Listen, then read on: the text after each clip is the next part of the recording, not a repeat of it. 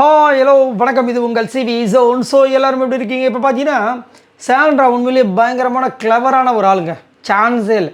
அதாவது இவங்க மேலே அவ்வளோ குற்றச்சாட்டுகள் வந்துட்டு எல்லாருமே வீட்டில் இருக்கவங்க எல்லாருமே வைக்கிறாங்க. இவங்க வந்து கார் டாஸ்கில் வந்து ட்ராமா பண்ணாங்க, இனிமேல் வந்து பேனிக்காக ஃபிட்ஸ் தெரியலன்னு கனி ஒரு பக்கம், அதேமாதிரி கமருதின் காலில் விழுந்த விஷயங்களுக்கு வந்துட்டு அவங்க ரியாக்ட் பண்ணுறது என்னால் வந்துட்டு ஜீர்ணிக்க முடியல.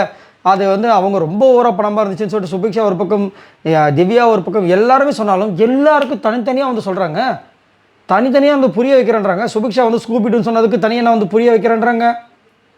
எப்படி இந்த மாதிரி முடியும்? இப்போ அமித் கிட்ட வந்துட்டு சாண்ட்ரா பேசக்கூடிய விஷயங்கள் வருது. அமித் அவர்கள் ஏன் வந்து டென்ஷனாக இருக்கான்னு உங்களுக்கு தெரியும். ஸ்ரீரஞ்சனி அவங்களுடைய மனைவி வந்துட்டு அவங்க வச்சுருப்பாங்க என்னென்னா, நான் பாட்டுக்கு உட்காந்துட்டு இருக்குங்க, அவர் பாட்டு பீன் பேக் எடுத்து வந்து பக்கத்தில் வச்சுட்டு அவர் பாட்டுக்கு பேசிட்டு கடைசியில் அவரோட கேமும் என்னால் தான் ஸ்பாயில் ஆச்சுன்னு சொல்கிறாரு. எப்படிங்க அப்படின்னு சொல்லிட்டு சிரிச்சிருப்பாங்க. அதுக்கப்புறம் திவ்யாவும் அவளோட 2 நாள் கேம் போயிடுச்சுன்றா, என்ன சொல்கிறாங்க இவங்கன்ற மாதிரி பேசியிருப்பாங்க. அது அவருக்கு பயங்கரமாக ஹர்ட் ஆச்சுன்னு சொல்லிட்டு அவங்க மனைவியும் போட்டிருப்பாங்க. அவருமே ரொம்ப ஃபீல் பண்ணி வெளியே வந்து சொல்லியிருப்பார். அதாவது பிக் பாஸ் வீட்டுக்குள்ள வந்து இப்போ என்ன சொல்கிறாங்க சாண்ட்ரா போய்ட்டு, நான் சத்தியமாக அதை கலாச்சி தான் சொன்னேன் அமித் அப்படின்றாங்க. ரியலி சாரி, உங்களுக்கு அப்படி ஹர்ட் ஆச்சுன்னா என்னை மன்னிச்சிருங்க அப்படின்ற மாதிரி சொல்லும்போது அமித் வந்து ஏங்க கொஞ்சம் நீங்களே வந்துட்டு வெளியே போய் அதை போய் பார்த்தா அவங்களுக்கு எப்படி தோணுது நீங்கள் சொல்லுங்கள். நான் தெளிவாக தான் இருந்தேன், கேமில் இருந்தேன், அவர் தான் வந்து கூட வந்தான்னு சொல்லிட்டு அவ்வளோ தெளிவாக நீங்கள் சொல்கிறீங்க, இது எப்படிங்க அப்படின்னு கேட்கும்போது அவங்க என்ன சொல்கிறாங்க, இல்லைங்க கோவத்தில் தான் நான் அதை வந்துட்டு அப்படியே மூடி மறைச்சிட்றேங்க. இல்லைங்க நான் வந்து காமெடியாக தான் பண்ணிட்டு இந்த நாமினேட் பண்ண விஷயத்தை வந்து என்ன சொல்கிறாங்கன்னா, ஆமாம் நான் கோவத்தில் தான் நாமினேட் பண்ணேன், ஆனால் நீங்கள் வெளியே போகும்போது எனக்கு ரொம்ப ஹர்ட் ஆகிடுச்சு, கனி விஷயத்தில் நீங்கள் ஏதோ ஒன்று பண்ணீங்க, அதில் வந்து எனக்கு கோவம் வந்துச்சுன்றாங்க. ஏன்னா எல்லாத்துக்குமே வந்து ஒரு பதில் வச்சுருக்காங்க கரெக்டாக. எப்படி உங்களால் முடியுது? இல்லை ஒரு சில பேர் வந்துட்டு தப்போ இல்லை வந்துட்டு இவங்க இத்தனை மாதிரி கேட்பாங்க, என்ன பதில் சொல்கிறது தெரியாதுன்னு சொல்லிட்டு ஒரு மாதிரி முழிப்பாங்களே, இவங்க வராங்க பார்த்துக்கலாம், அங்கே வந்து என்ன தோணுதோ அடித்து விடலான்ற மாதிரி வராங்களான்னு தெரியல. அதுக்கப்புறம் வந்துட்டு அமித் என்ன சொல்கிறாருன்னா, இப்போது எது உண்மைன்னு தெரியல சார், நீங்கள் சொல்கிறது வந்துட்டு உண்மையா இல்லை நான் வெளியில் பார்த்தது உண்மையானு எனக்கு தெரியல சாண்ட்ரா அப்படின்னு சொல்லிட்டு ஃபீல் பண்ணுறாரு. அதுக்கப்புறமா சாண்ட்ரா வந்துட்டு சாரிங்க, ரஞ்சனி கிட்ட வந்து சொல்லுங்கள், ஏன் அவங்க ஏதாவது என் மேலே கோவமாக இருக்காங்களான்னு கேட்குறாங்க.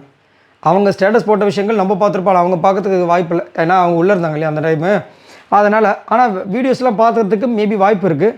அப்புறம் அவர் என்ன சொல்கிறார் அமித் அவர்கள், ஏங்க அவங்களுக்கு கோபம் இருக்காதாங்க, நீங்கள் இந்த மாதிரி பேசுங்க, அவங்களே என்னையை கூப்பிட்டு கலாய்க்கிறாங்க, நீ போய் ஒரு வாரம் வந்து அவங்க கூட உட்காந்து அவங்க என்ன பேசி வச்சுருக்காங்க பாரு அப்படின்னு சொல்லிட்டு அவங்க கலாய்ச்சாங்க அப்படின்ற மாதிரி வந்துட்டு சொல்லிவிட்டு அவங்கவுங்க மேலே செம்ம கோவத்தில் இருக்காங்க அப்படின்ற மாதிரி சொல்கிறாப்புல. அது இல்லாமல் வந்துட்டு எனக்கு கொஞ்சம் டைம் கொடுங்க, நான் வந்துட்டு எனக்கு ஒரு மாதிரி நீங்கள் பேசின விஷயங்கள் அசிங்கமாக இருந்துச்சு, என்ன நினைப்பாங்க எல்லாருமே, நான் தான் வந்து வேணும்ட்டு வாலண்டராக உட்காந்த மாதிரி நினைக்க மாட்டாங்களே என்ன, அதனால் தயவு செஞ்சு விடுங்க சொல்லிட்டு அப்படி பேச்சை மாற்றுக்கு என்ன பண்ணுறேன், ஏன்னா இவங்க அப்படி தான் பேசுகிறாங்கன்னு தெரிஞ்சு போச்சு. உங்கள் குழந்தைங்க எப்படி இருக்காங்கன்னு சொன்ன அடுத்த நிமிஷமே சிரிக்கிறாங்க. சாண்ட்ரா சிரித்து நல்லா இருக்காங்கன்னு சொல்லிட்டு, உங்கள் வீட்டில் குழந்தை ஸ்ரீரஞ்சன்லாம் எப்படி இருக்கா அப்படின்ட்டு. அதுக்கப்புறம் அந்த கோட்டு ஒன்று இவரோட கோட்டு இருந்திருக்கும் பொழுது அது புது கோட்டை அதனால் கொடுத்து அமிச்சிட்டேன், இல்லைன்னா நானே வச்சுட்டு பண்ணுறாங்க. சட்டுன்னு அப்படியே ட்ரான்ஸ்ஃபர்மேஷன் பா வியானா சொன்ன மாதிரி கண்டிப்பாக வெளியே பண்ண நிறைய சீரியல் வாய்ப்பு கிடைக்கல உங்களுக்கு, ரைட். ஆனால் உண்மையிலே இதுக்கு ஒரு திறமை வேணும். நிறைய பேர் வந்து குற்றச்சாட்டு வச்சாலும் ஒருத்தர்கிட்ட இப்போ சிரிச்சுக்கிட்டே நான் வரேன், நான் இது பண்ணல, சத்தியமாக இதை நான் பண்ணல, ஏதாவது சொல்லி அதை வந்து மூடி இது பண்ணுறதுக்கு இப்போ ட்ரை பண்ணுறேன். சரி, இதை பற்றி உங்களோட கருத்துக்களை சொல்லுங்கள். உங்களுக்கு உண்மையிலே எப்படி தோணுச்சு? என்னை கேட்டிங்கன்னா அவங்களே வாக்குமூலம் கொடுத்துட்டாங்க.